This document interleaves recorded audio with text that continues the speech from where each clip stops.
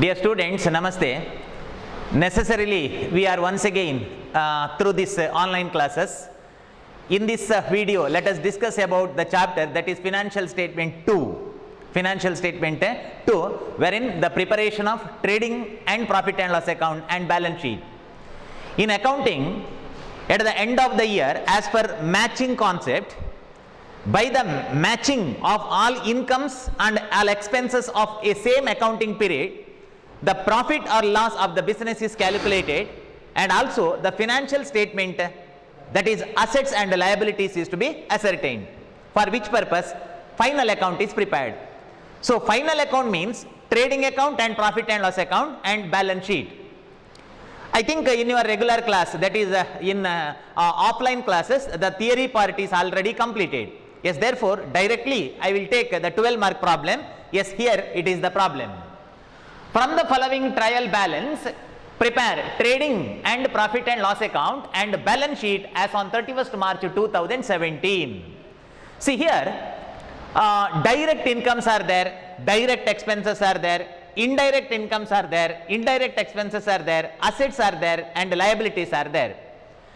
Direct item means those income and expenses which are necessarily incurred or earned by the business in its regular business activity, so that is called direct item. The direct income and direct expenses are recorded in trading account, which is the first part. In second part, profit and loss account, all those indirect income and indirect expenses are to be recorded. So indirect income and indirect expenses means which is not directly related to the main stream of the business, which is called indirect item. For example, administrative expenses or selling and distribution expenses, or it may be appreciation, depreciation, I mean non-cash items are called indirect item, that is recorded in profit and loss account. And further, assets are recorded in asset side, I mean in balance sheet, and liabilities are recorded in the liability side of the balance sheet. You see, let us read the problem. Opening stock direct item, opening stock direct item ಆಗ್ತದೆ. ಯಾಕೆಂತಂದ್ರೆ ಒಂದು business ಅನ್ನ ನಡೆಸಬೇಕಾದ್ರೆ opening stock I mean goods ಬೇಕೇ ಬೇಕು. So direct item trading account. Purchase and sales, see here purchase shows debit balance, sales shows credit balance. So purchase is a direct item because any business is required to purchase the goods for the purpose of sale in its regular business activity. Purchase direct item ಆಗ್ತದೆ, ಅದು trading ಅಕೌಂಟಿಗೆ ಹೋಗ್ತದೆ, and sales ಅದು trading ಅಕೌಂಟಿಗೆ ಹೋಗ್ತದೆ. ಯಾಕೆಂತಂದ್ರೆ sales ಮಾಡಿಯೇ ಮಾಡ್ತದೆ ಒಂದು business. Without sale the business is not lead is activities. So purchase is debit balance, sales credit balance, direct item, that is trading account. Drawing and capital. Students, drawing shows debit balance, whereas capital shows credit balance. I mean drawing is rupees 24,000 and capital is 1,25,000. See, capital is the liability which is recorded in liability side of balance sheet, and drawing is deducted from the capital. It is because capital means amount invested, whereas drawing means amount withdrawn from the same amount which is invested as capital. And carriage outward. See, there are two types of carriage. One carriage inward, another one is carriage outward. Carriage inward means those expenses in relating to bringing the goods to our business which is purchased by the business, I mean direct, that is carriage inward. This is not carriage inward, this is carriage outward means carriage expenses paid on goods sold. ನಾವು ವಸ್ತುವನ್ನು ಮಾರಿರ್ತೇವಲ್ವಾ, ಆ ಮಾರಿದ ವಸ್ತುವನ್ನ ಸಾಗಾಟ ಮಾಡಿ ನಾವು ಕೊಡುವಂಥದ್ದು to our customer, which is unnecessary, I mean indirect item. Bills receivable is asset 18,000 and bills payable is liability, that is 20,000. See, bills receivable debit balance, bills payable credit balance.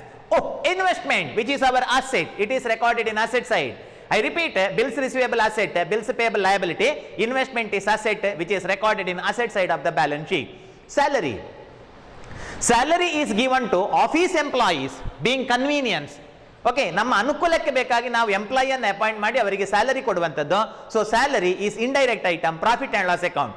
Wages necessarily require to give our labours, without wages production activity does not occur. Production ಆಗುವುದಿಲ್ಲ wages ಕೊಡದೆ, ಹಾಗಾಗಿ wages direct item. Debtor, that is asset, and creditor, that is liability. See, debtor shows debit balance and creditor shows a credit balance. and further building, okay, building which is an asset rupees 50,000, so adu asset ಆಗ್ತದೆ. ಆನಂತರ insurance and tax indirect item, insurance, okay, insurance ಅದು ನೇರವಾಗಿ ಬಿಸ್ನೆಸ್ಗೆ ಸಂಬಂಧಪಟ್ಟಂಥದ್ದಲ್ಲ, indirect item. So insurance is recorded in profit and loss account. Commission, see here commission is given in credit column. Commission is given in credit column means it is commission received, I mean income. And further return, return means purchase return and sales return. Okay, return means purchase return and sales return. See, purchase shows debit balance, purchase return shows credit balance. Therefore purchase return is 4,000, whereas sales shows credit balance, sales return shows debit balance. So this is sales return. And plant and machinery, that is asset. 1 minute, this return is to be deducted from purchase and sales respectively. And cash at bank 17,000, which is asset. Okay, cash at bank. And next item is bank overdraft, which is liability. Bankininda ಸಾಲ ತೆಗೆದದ್ದು, so that is 20,000, and total is 5,52,000. And further adjustment, yes, let us see the below. The adjustments are closing stock 52,000. See, each adjustment should be recorded twice. ಪ್ರತಿ adjustment 2 ಸಲ entry ಆಗಬೇಕು. Closing stock which is a direct item, ಯಾಕೆಂತಂದ್ರೆ ಪ್ರತಿ business ನಲ್ಲಿ closing stock ಇದ್ದೇ ಇರ್ತದೆ. So ಹಾಗಾಗಿ this is direct item recorded once in trading account, then in balance sheet. Outstanding interest on bank overdraft rupees 1,000. ಅಲ್ಲಿ bank over draft ಇತ್ತಲ್ಲ, ಅದರ ಮೇಲೆ 1,000 ರೂಪಾಯಿ ಬಡ್ಡಿ ಕೊಡ್ಲಿಕ್ಕೆ ಬಾಕಿ ಇದೆ. So this is expense as per accrued concept. Though an expense is not paid, though business is required to pay it, it is the expense, and further it is shown as liability in the liability side of balance sheet. And salary also outstanding, salary kuda pending ide 2,000 ರೂಪಾಯಿ, that is expense. And commission accrued, what do you mean by accrued? Accrued means receivable, ನಮಗೆ ಬರ್ಲಿಕ್ಕುಂಟು. Okay, so ಬರ್ಲಿಕ್ಕಿದೆ. Commission 1,000 ರೂಪಾಯಿ ಇನ್ನೂ ಬರ್ಲಿಕ್ಕಿದೆ. Though it is not received, it is an income, it is shown as income in profit and loss account. And further in balance sheet it is shown as asset because on 1,000 we have the right of value. ನಮಗೆ 1,000 ಮೇಲೆ ಅಧಿಕಾರ ಇದೆ, ಹಾಗಾಗಿ ಇದು asset. This is commission receivable. And depreciate plant and machinery by 10%, that is depreciation. And last one, provide discount on debtor at 5%. See, depreciation on plant and machinery is expense to the business, recorded as a loss in profit and loss account. And further provide discount on debtor. ನಾವು ಸಾಲ ಕೊಟ್ಟಿದ್ದೇವಲ್ವಾ, ಅದರ ಮೇಲೆ 5% ನಾವು discount ಅನ್ನು ಕೊಡ್ಲಿಕ್ಕಿದ್ದೇವೆ. Okay, which is a expense to the business. Okay, so out of above trial balance and these adjustment, we are required to prepare the trading and profit and loss account. At first, let us take from the first, let us prepare the trading account. Yes, therefore follow me. ನೀವು ಕೂಡ notebook ತಗೊಳ್ಳಿ. ಹೇಗೆ class room ಅಲ್ಲಿ workout ಮಾಡ್ತೀರಾ ಅದೇ ತರ workout ಮಾಡಿ. Okay, so trading and profit and loss account for the year ending 31st March 2017. Okay, 17. Draw the column draw ಮಾಡಿ. Okay, and further debit all those expenses, credit all those incomes. Now let us take the item one by one. Opening stock, direct item. Okay, opening stock ಪ್ರತಿ business ನಲ್ಲಿ ಇದ್ದೇ ಇರ್ತದೆ, therefore it is a direct item. To opening stock expense rupees 36,000. So 36,000 opening stock. And purchase and sales are given. See, purchase is the direct item. Purchase ಎನ್ನುವಂಥದ್ದು ಒಂದು direct item. ಯಾಕೆಂತಂದ್ರೆ ಒಂದು business purchase ಮಾಡದೆ business ಮಾಡ್ಲಿಕ್ಕೇನೆ ಸಾಧ್ಯ ಇಲ್ಲ. therefore it is direct expense to purchases. Okay, to purchases. See, purchase and sales is given respectively, wherein purchase shows debit balance. Purchase ಅನ್ನು first ಗೆ ಕೊಟ್ಟಿದ್ದಾರೆ ಅಂತ ಇದು ಪರ್ಚೇಸ್ ಅಲ್ಲ. Purchase shows a debit balance 2,04,000 inner column, 2,04,000 inner column, because here it is said that 1 minute below ಅಲ್ಲಿ ಹೇಳಿದ್ದಾರೆ ಏನು ಅಂತಂದ್ರೆ ರಿಟರ್ನ್ ಅಂತ ಹೇಳಿದ್ದಾರೆ. See here return. Okay, 4,000 is purchase return. Purchase shows debit balance. Student, purchase debit balance ತೋರಿಸ್ತದೆ, purchase return 4,000. Okay, credit balance. See return, I mean we purchase the goods rupees 2 lakh, ಅದರಲ್ಲಿ 4,000 ಇದು ರಿಟರ್ನ್ ಮಾಡಿದ್ದೇವೆ, ಅದನ್ನು ವಾಪಸ್ ಕೊಟ್ಟಿದ್ದೇವೆ. therefore it is return that is deducted. Okay, so deducted, then our sales is rupees 2 lakh. 2,04,000 minus 4,000, that is 2 lakh. And further sales. Okay, sales. See here the next item, that is sales is here. ಅಲ್ಲಿ ಮೇಲೆ ನೋಡಿ, ಅಲ್ಲಿ sales ಇದೆ. See here, so see sales 3,26,000. Sales is income. Sales is income. Sales income. Jai bolo Bharat Mata ki. That is income. So by sales account. By sales account. Sales shows credit balance 3,26,000. 3,26,000. That is sales. Less returns. ಅದರಲ್ಲೂ return ಇದೆ, ಅದನ್ನು minus ಮಾಡಬೇಕು. ನಾವು sales ಮಾಡಿದ್ದು 3,26,000, ಅದರಲ್ಲಿ returns ಇದೆ. See here return is there. See sales shows credit balance, where sales return shows debit balance. See here return 6,000. See return 6,000. ಮಕ್ಕಳೇ, sales credit balance ತೋರಿಸ್ತದೆ, sales return debit balance. So 6,000, ಇದರಲ್ಲಿ 6,000 return ಆಗಿದೆ. Therefore our sales is 3,20,000. 3,26,000 ಇತ್ತು, 3,26,000, ಅದರಲ್ಲಿ 6,000 return. Yes, next item. Okay, so next item ಏನಿದೆ ನೋಡಿ. Opening stock ಆಯಿತು, sales ಆಯಿತು. Drawing, this is recorded in balance sheet. Capital recorded in balance sheet. Carriage out, not inward. Carriage inward ಆದರೆ direct, ಇದು carriage outward. Profit and loss account, bills receivable asset, bills payable ಅಲ್ಲ, liability, investment asset, salaries indirect, wages 33,000. So wages direct item, wages ಕೊಡಲೇಬೇಕು ಕಾರ್ಮಿಕರಿಗೆ, ಇಲ್ಲದಿದ್ದರೆ production ಆಗೋದಿಲ್ಲ. So therefore it is wages direct item. Wages amounting rupees 33,000. there is no adjustment, ಅದಕ್ಕೆ adjustment ಇಲ್ಲ. Okay, so wages 33,000.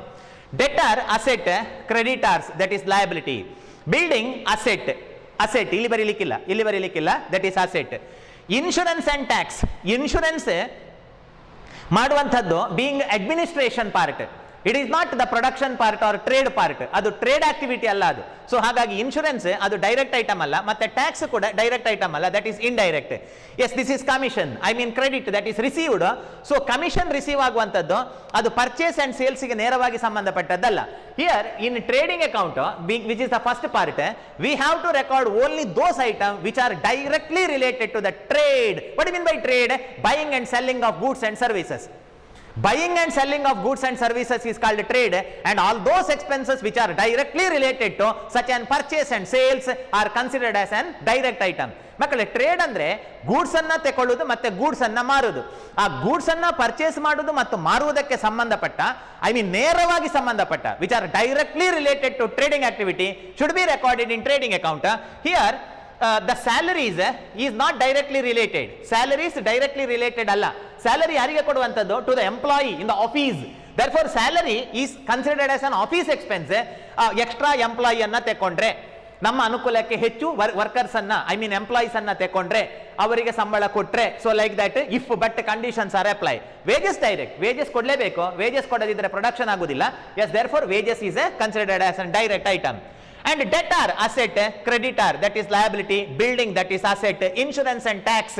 Insurance ಕೊಡುವಂಥದ್ದು ವಿಮೆ ಮಾಡಿದ್ರೆ, insurance ಮಾಡಿದ್ರೆ, ಆದ್ರೆ ಹೋದ್ರೆ, not compulsory.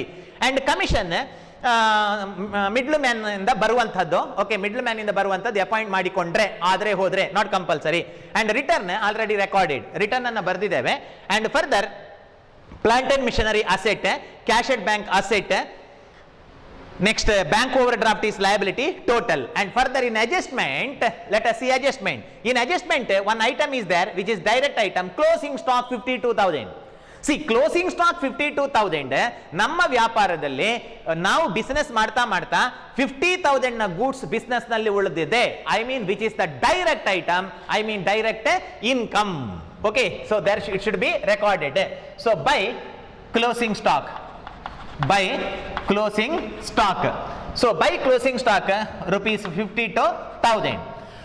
And further outstanding interest on bank overdraft indirect, salary outstanding indirect, commission accrued indirect, depreciate plant and machinery non-cash item indirect, provide discount on debtor that is indirect, non-cash item recorded in profit and loss account. Now the item which should be recorded in trading account is over. Trading account ಅಲ್ಲಿ ಬರೆಯುವಂತದ್ದು ಆಯಿತು. Okay, now let us close the trading account. Trading account ಅನ್ನು close ಮಾಡುವ. Credit side total is more 3,72,000. Credit side total more 3,72,000.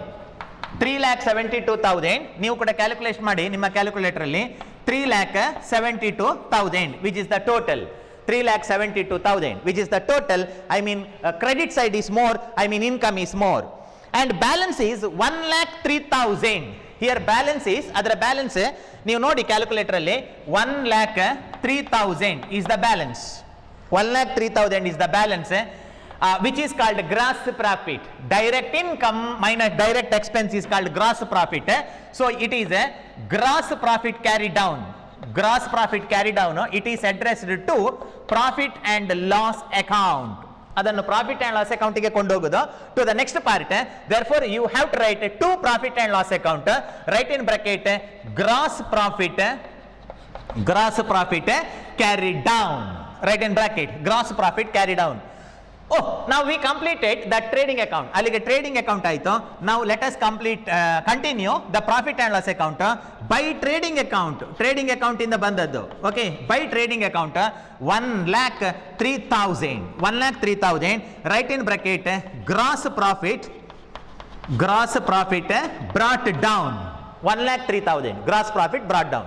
Yes, next from first. Okay, ಮೊದಲಿಂದ ನೋಡ್ತಾ ಬನ್ನಿ. ನಾವು direct item ಅನ್ನ ಬರ್ದಾಯ್ತು. Next we have to search for indirect item. ನಾವೀಗ indirect item ಅನ್ನ ಬೇಟೆಯಾಡಬೇಕು. ಓಕೆ, ಇಂಡೈರೆಕ್ಟ್ ಐಟಮ್ ಅನ್ನ ಬೇಟೆಯಾಡಬೇಕು. I mean we have to search for indirect item.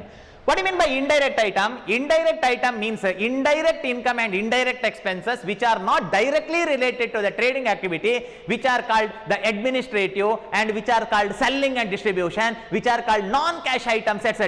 See here, opening stock bardaitu, purchase bardaitu, sales bardaitu, because that is direct. Drawing capital account, balance sheet, and carriage outward, see 8,000 indirect. ಮಕ್ಕಳೇ, carriage outward ಅಂದ್ರೆ ನಾವು ಯಾರಿಗೆ ವಸ್ತುವನ್ನ sale ಮಾಡ್ತೇವೆ ಅದನ್ನ ನಮ್ಮ ಖರ್ಚಿನಲ್ಲಿ ನಾವು ತೆಕೊಂಡು ಹೋಗುದು. ಓಕೆ, somewhat ಅಧಿಕ ಪ್ರಸಂಗ, ಒಂಥರ ಅಧಿಕ ಪ್ರಸಂಗ ಆಯ್ತಾ. ನಾವೇ ಅವನ ಮನೆಗೆ ತೆಕೊಂಡೋಗಿ ಕೊಡುವಂತ ಖರ್ಚು, I mean free delivery charges for example. Okay, so it is a carriage outward 8,000. So write to carriage outward,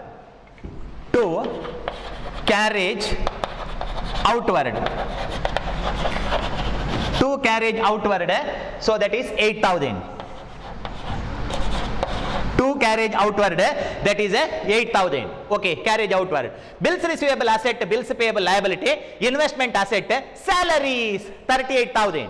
Okay, salaries indirect item. Two salaries 38,000. Student, write it in outer column, sorry inner column. ಅದನ್ನ inner column ಅಲ್ಲಿ ಬರೀರಿ, ಯಾಕೆಂತಂದ್ರೆ ಅದಕ್ಕೊಂದು adjustment ಇದೆ. Salaries 38,000. Now let us see the adjustment. ಅಲ್ಲಿ ಕೆಳಗೆ adjustment ಇದೆ. ಆ ಅಡ್ಜಸ್ಟ್ಮೆಂಟ್ ಅಲ್ಲಿ ನೋಡಿ, ಕೆಳಗೆ ಅಡ್ಜಸ್ಟ್ಮೆಂಟ್ ಇದೆ. ಸ್ಯಾಲರಿ ನಾವು 38,000 ಕೊಟ್ಟಿದ್ದೇವೆ. See here it is said that outstanding interest on bank overdraft rupees 1,000 and salary rupees 2,000. ನಾವು ಸ್ಯಾಲರಿ 2,000 ರೂಪಾಯಿ ಕೊಡ್ಲಿಕ್ಕೆ ಬಾಕಿ ಇದೆ. What is that? We paid 38,000, 38,000 ನಾವು ಕೊಟ್ಟಿದ್ದೇವೆ, 38,000 ಕೊಟ್ಟಿದ್ದೇವೆ. And further add outstanding salary 2,000. 38,000 ಕೊಟ್ಟಿದ್ದೇವೆ, 2,000 ಕೊಡ್ಲಿಕ್ಕೆ ಬಾಕಿ ಇದೆ. I mean 2,000 is ಸಾಲಾರಿ.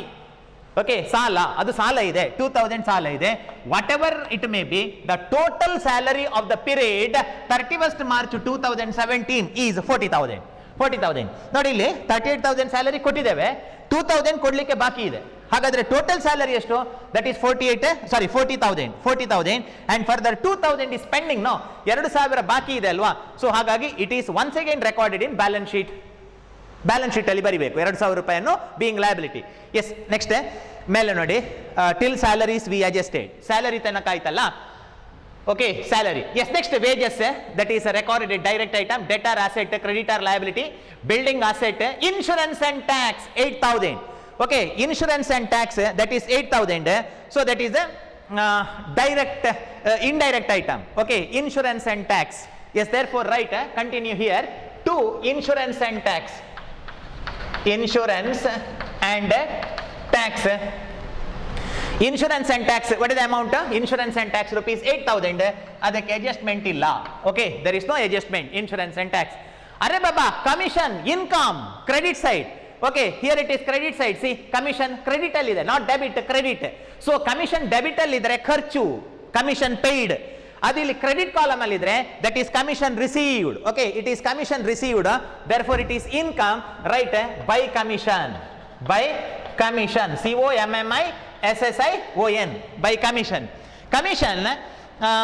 rupees commission rupees 7,000.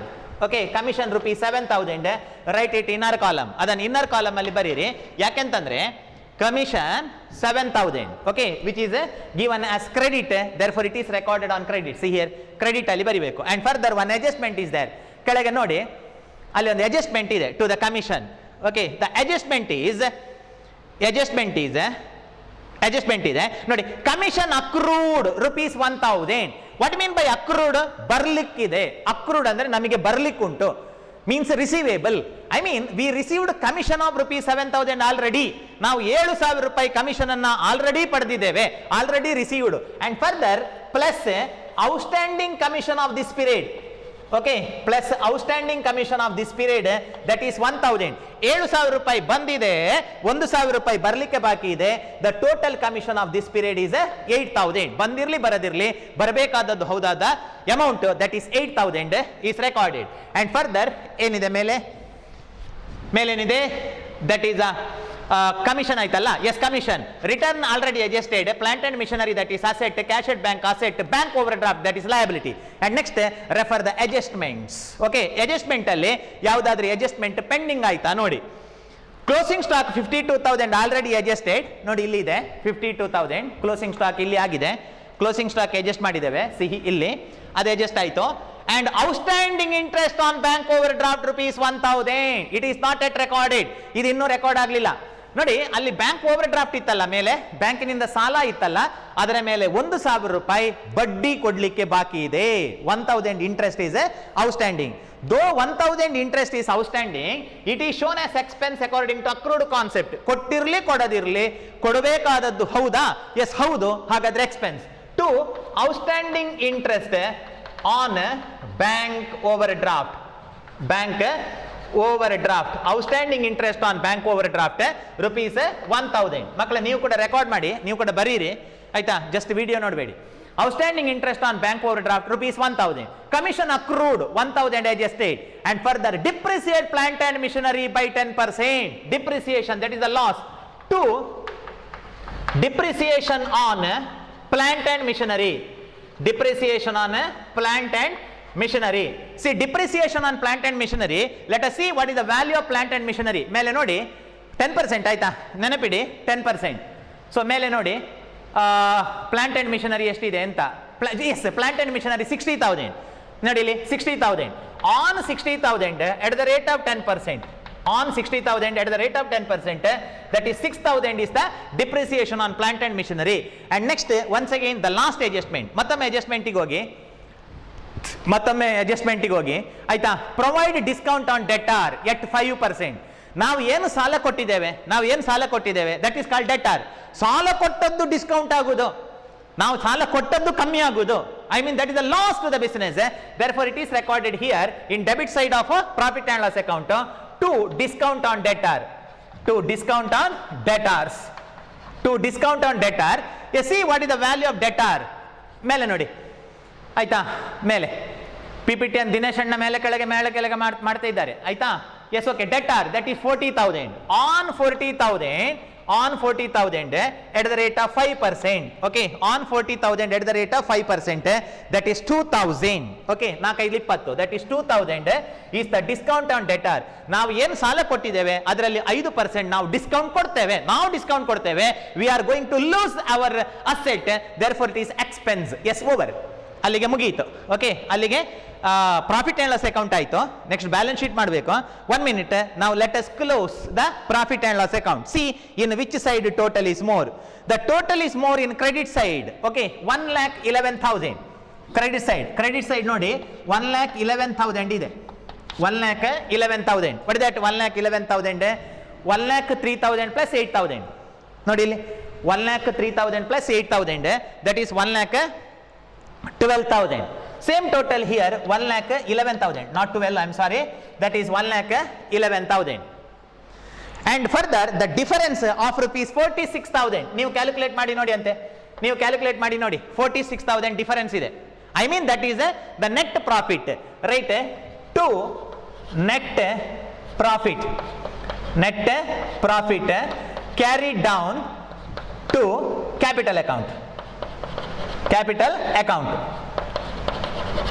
net profit carried down to capital account. See, this amount is to be added to the capital, because owner invests the capital, no? Though owner invests capital, he invests the capital in anticipation of profit. Owner capital ಹಾಕುವಂತದ್ದು ಲಾಭದ ನಿರೀಕ್ಷೆಯಲ್ಲಿ. Therefore, this profit of rupees 46,000 is added to his capital. And finally, let us prepare the balance sheet. ಆಯ್ತಲ್ಲ? Next balance sheet ಮಾಡುವ. Last account. I mean last statement. Balance sheet is not account, it is a statement. Yes, let us prepare the last statement, that is balance sheet. Yes, balance sheet is not relating to a particular period. Balance sheet ಒಂದು ವರ್ಷದ್ದಲ್ಲ, ಅದು total business ನದ್ದು, which will link the present, past and future of the business. Yes, right? Balance sheet as on 31st March 2017. Balance sheet as on 31st March 2017. Draw the columns that this is a right hand side, asset side, that is rupees, I mean amount. Here it is amount, rupees, and the left hand side, that is a liability. Okay, so liability. Now let us start the items one by one. Okay, let us start from the first. Okay, so ಮೊದಲಿಂದ ನೋಡುವ. Opening stock ಅದಲ್ಲ, that is expense already recorded, purchase recorded, sales recorded, drawing and capital. See, drawing and capital. See here, capital 1,25,000 is the liability. So write capital. Okay, capital 1,25,000. 1,25,000. Next, add profit.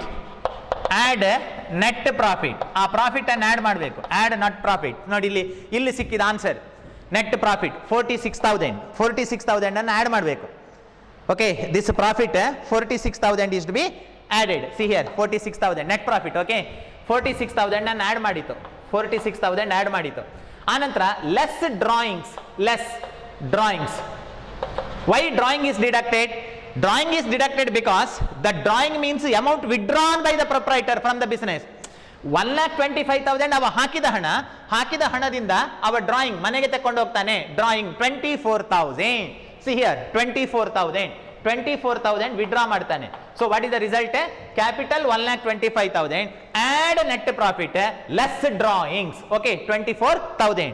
So its product is, ಅದರ result ಎಷ್ಟು ಅಂದ್ರೆ 1,47,000. ಹೌದಾ ನೋಡಿ, 1,47,000. ಏನು, ಕ್ಯಾಪಿಟಲ್ಗೆ net profit ಅನ್ನು add ಮಾಡಬೇಕು, and drawing is to be deducted. Why drawing is deducted? Amount withdrawn. Why profit is added? Profit is nothing but appreciation of capital. ಅವನ ಕ್ಯಾಪಿಟಲ್ 1,25,000, 46,000 ಲಾಭ ಅದಕ್ಕೆ ಆಡ್ ಆಗ್ತದೆ. Yes, okay. Then carriage outward already recorded. Bills receivable 18,000 asset. So bills receivable asset.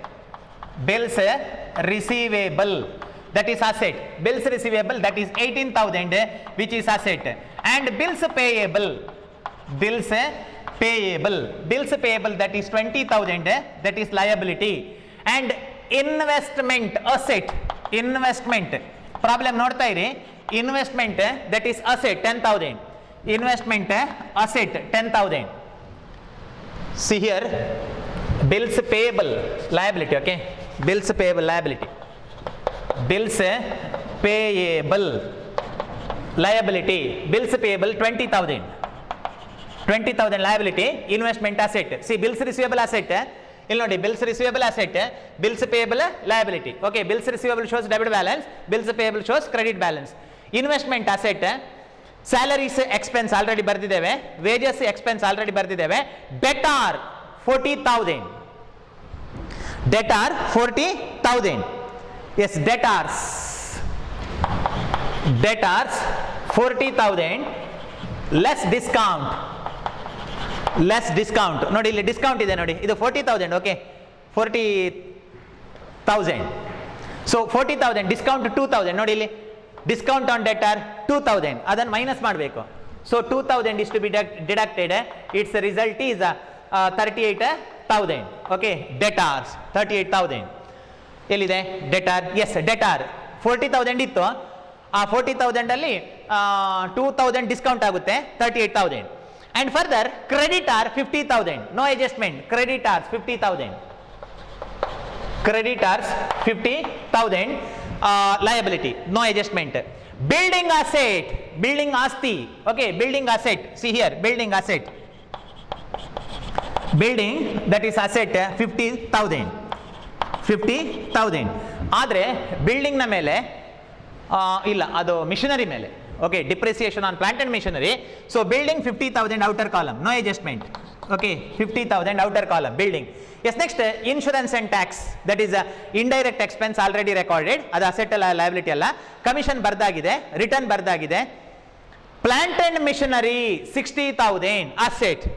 Machinery, plant, that is asset. Plant and machinery. Plant and machinery 60,000 less depreciation, less depreciation. ಇಲ್ಲಿದೆ ನೋಡಿ, plant and machinery, it's depreciation on plant and machinery 6,000 ರೂಪಾಯಿ. Okay, 6,000. What is the meaning of it? Building 60,000 ಇತ್ತು, 60,000 ನ building ಇತ್ತು, ಸಾರಿ plant and missionary, ಅದರಲ್ಲಿ 6,000 damage ಆಗುತ್ತೆ. So result is 54,000 plant and machinery. And next cash at bank, asset. Cash at bank, ಬ್ಯಾಂಕಿನಲ್ಲಿರೋ cash ನಮ್ಮ ಆಸ್ತಿ. So cash at bank 17,000. 1 minute, I will write here, there is no space there, ಅಲ್ಲಿ ಜಾಗ ಇಲ್ಲ. So ಇಲ್ಲಿ continue ಮಾಡ್ತೇನೆ, 1 minute. Continuation, plant and machinery ಆಯ್ತಲ್ಲ. Then cash at bank, cash is asset. ಇಲ್ಲಿ ಕ್ಯಾಶ್ at bank, ಬ್ಯಾಂಕಿನಲ್ಲಿರುವ cash, that is cash at bank, cash at bank 17,000 asset. Okay, 17,000. Bank overdraft, ಬ್ಯಾಂಕಿನಲ್ಲಿ ಸಾಲ, liability. Bank overdraft liability. Okay, ಬ್ಯಾಂಕಿನಲ್ಲಿ ಸಾಲ, see here, bank overdraft, bank overdraft. What is the bank overdraft? 20,000. Yes, next let us refer adjustment. Adjustment ಅಲ್ಲಿ ಯಾವುದಾದ್ರೂ pending ಆಯ್ತಾ ನೋಡಿ. Adjustment, closing stock 52,000. Closing stock at the end of the year in our business there is the 52,000 rupees which is unsold goods. ವರ್ಷದ ಕೊನೆಯಲ್ಲಿ ನಮ್ಮ business ನಲ್ಲಿ ಮಾರಾಟ ಆಗದೆ ಉಳಿದಂತ ವಸ್ತು 52,000, ಅದು ನಮ್ಮ ಆಸ್ತಿ. Because we can sale it in next accounting period. ಅದನ್ನ ನೆಕ್ಸ್ಟ್ ಅಕೌಂಟಿಂಗ್ ಪೀರಿಯಡ್ ಮಾರಾಟ ಮಾಡ್ಲಿಕ್ಕೆ ಆಗ್ತದೆ. ಫಾರ್ ಎಕ್ಸಾಂಪಲ್, ಚಿನ್ನದ ಅಂಗಡಿಯಲ್ಲಿರುವ ಚಿನ್ನ ವರ್ಷದ ಕೊನೆಗೆ, ಪೆಟ್ರೋಲ್ ಪಂಪ್ ಅಲ್ಲಿರೋ petrol, that is asset. Okay, therefore closing stock is asset 52,000. See here, closing stock, that is 52,000. Next, outstanding interest on bank overdraft. ಬ್ಯಾಂಕಿನ ಸಾಲದ ಮೇಲಿನ ಬಡ್ಡಿ 1,000 ರೂಪಾಯಿ ಕೊಡ್ಲಿಕ್ಕೆ ಬಾಕಿ ಇದೆ. That is liability. Outstanding interest on bank overdraft. Outstanding interest on bank overdraft, BOD. Interest on bank overdraft 1,000 rupees ಬ್ಯಾಂಕಿನ ಮೇಲಿನ ಸಾಲದ ಬಡ್ಡಿ ಕೊಡ್ಲಿಕ್ಕೆ ಬಾಕಿ ಇದೆ. Okay, so that is 1,000. And salary pending rupees 2,000. 2,000 ರೂಪಾಯಿ ಸ್ಯಾಲರಿ ಕೊಡ್ಲಿಕ್ಕೆ ಬಾಕಿ ಇದೆ. Okay, that is the liability. Okay, outstanding salary rupees 2,000 outstanding salary ಇದೆ. Commission accrued, commission outstanding, I mean commission is receivable. Commission ನಮಗೆ ಬರ್ಲಿಕ್ಕೆ ಇದೆ. V have the right over rupees 1,000. 1,000 ಮೇಲೆ ನಮಗೆ ಹಕ್ಕು ಇದೆ. ಸ್ಯಾಲರಿ ಕೊಡ್ಲಿಕ್ಕೆ ಬಾಕಿ ಇದೆ, ಬಡ್ಡಿ ಕೊಡ್ಲಿಕ್ಕೆ ಬಾಕಿ ಇದೆ, liability. 1,000 and 2,000 is liability. Commission ನಮಗೆ ಬರ್ಲಿಕ್ಕೆ ಬಾಕಿ ಇದೆ. Okay, means that is our asset. ನಮಗೆ ಬರ್ಲಿಕ್ಕಿರುವಂತದ್ದು that is asset. Therefore outstanding commission also called as accrued commission. Outstanding commission rupees 1,000. And depreciate plant and machinery by 10%, already adjusted. ಅದನ್ನು adjust ಮಾಡಿದ್ದೇವೆ ನೋಡಿ ಇಲ್ಲಿ ಅಡ್ಜಸ್ಟ್ ಮಾಡಿದ್ದೇವೆ. 10%, 60,000 minus 6,000. Okay, and further provide discount on debtor 5%. ನೋಡಿ, debtor ನಮ್ಮ ಮೇಲೆ 5%, ಅದು ಕೂಡ ಮೈನಸ್ ಆಗಿದೆ. Okay, I mean all adjustments are adjusted. ಎಲ್ಲ ಅಡ್ಜಸ್ಟ್ಮೆಂಟ್ ಅಡ್ಜಸ್ಟ್ ಆಯಿತು. ನಾವು ಚೆಕ್, ಟೇಕ್ ದ ಕ್ಯಾಲ್ಕುಲೇಟರ್ ತಗೊಳ್ಳಿ. ಎರಡು ಸೈಡ್ ಅನ್ನ ಟೋಟಲ್ ಮಾಡಿ, asset side and liability side. Total must Tally. ಆ ಟೋಟಲ್ ಟ್ಯಾಲಿ ಬರಬೇಕು. Debit side, sorry, asset side and liability side. ಈ ಅಸೆಟ್ ಸೈಡ್ ಮತ್ತೆ ಈ ಲಯಬಿಲಿಟಿ ಸೈಡ್ ಅದು ಈಕ್ವಲ್ ಬರಬೇಕು. ಬರ್ತದ ನೋಡಿ, ಕ್ಯಾಲ್ಕುಲೇಟರ್ ತಗೊಳ್ಳಿ. Okay, take calculator and count the total. I think it is 2,40,000 total, both the side. 2,40,000. Here also 2,40,000. Okay, 2,40,000. 2,40,000 is the total. This is the total. Okay, so this is about the problem about financial statement 2, that is preparation of trading account, profit and loss account and balance sheet with adjustments. Okay, which is the question for 12 mark. Student, in some of the sections this 12 mark problem is already completed. 12 ಮಾರ್ಕಿನ problem ಅನ್ನು ಕೆಲವು ಕ್ಲಾಸಲ್ಲಿ ಮಾಡಿದ್ದಾರೆ, ಕೆಲವು ಕ್ಲಾಸಲ್ಲಿ pending ಇದೆ. ಹಾಗಾಗಿ ಕೆಲವು ಕ್ಲಾಸಲ್ಲಿ ಆದವರು ಅಥವಾ ಆಗದವರು, ಸೊ ಎಲ್ಲರೂ ಕೂಡ ಇದನ್ನು ರೆಫರ್ ಮಾಡಿ. In next video let us work out one more problem of 12 mark. Thereafter let us take the last chapter. Okay, ಇನ್ನೊಂದು ಕ್ಲಾಸಲ್ಲಿ ಇನ್ನೊಂದು 12 ಮಾರ್ಕಿನ ಪ್ರಾಬ್ಲಮ್ ಮಾಡುವ. Okay, that's all. Take care. Thank you.